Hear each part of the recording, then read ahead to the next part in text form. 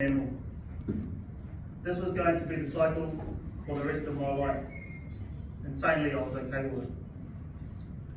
Hurting my family, who were the people that were there for me, not being there a lot for my daughter's life, and missing out on quality time with my loved ones, which I regret to this day, and I can never get back. During this sentence, I had my two last lung operations 6 months apart. I had to train between my ops, so I had weight and strength to recover before the next operation. On my last op, I was in Mount Eden, a 100-year-old prison. This was gangster's paradise. I was literally dying in myself. I was in pain, and the officers would give me painkillers, so I finally broke. This is when I realised I needed help. I looked up and said, "Why?" I said these words: "Lord, if you are there and you get me out of this, I will change my ways." Believe it or not, I was instantly healed. My pain went.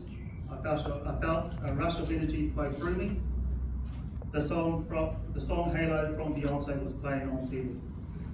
Whenever I hear this song, it takes me back to this place. Not only was I healed, it was like a light switched on inside me. I've beaten cancer and I've been clear for 16 years. That alone is a miracle in its own right. I've been given a second chance in life, and the Lord has guided me ever since. That's why I'm still here, alive and free today. My whole mindset had changed to being open, and I started to be positive. I was still in jail, but I was excited for life. I was always training as this is the cure to combat any illness, mentally and physically. It also roasts out negativity to have a good state of mind and create positive energy. Look good, feel good. I took a leap of faith and started to learn again, and started to install new habits. I started reading books, which I never did before. The 7 Habits of Highly Effective People by Stephen Covey, How to Win Friends and Influence People by Dale Carnegie, Rich Dad, Poor Dad by Robert Kiyosaki.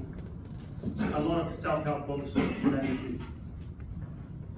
The Secret by Rhonda Byrne.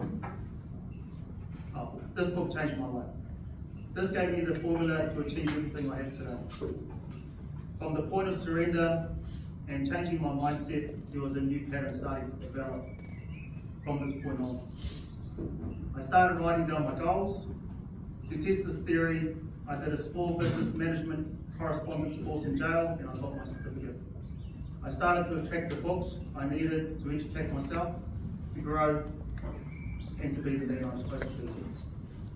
Whether you realise it or not, you are in control of your future through your thoughts. Your predominant thoughts become your reality. Yes, that should make you think where you are right now. Only you are at fault, not the cops or your parents. Through your thought process, you have manifested your reality. This is why you are here. Just knowing this alone is your advantage. What I'm here to share is, it doesn't matter where you are now, you can change the outcome of your life and break the cycle as I have. Look where I was. Just like training your body, everything is repetition. From doing affirmations and training your mind, you can achieve your goals and dreams. In the remainder time I left in my sentence, I created a relapse prevention plan and presented it to the parole board. I wrote to rehabs outside of jail, using the postal system to benefit myself. I booked myself into rehab run by the Salvation Army to address my addiction and offending. Then I had organised further rehabilitation after that, staying at Sir Charles Byrne Trust. That's a temporary accommodation where people with addiction stay, and we are monitored while staying. I communicated with a man called George Cooper. He helped me to reintegrate back into society. The whole plan I had made was for a year of rehabilitation, accepting help in the community.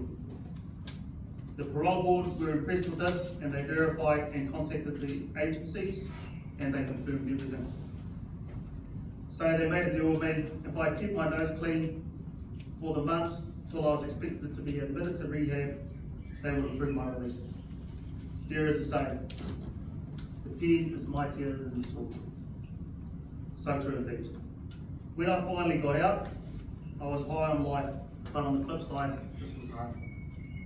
I was out of my comfort zone, but I was committed to see this through.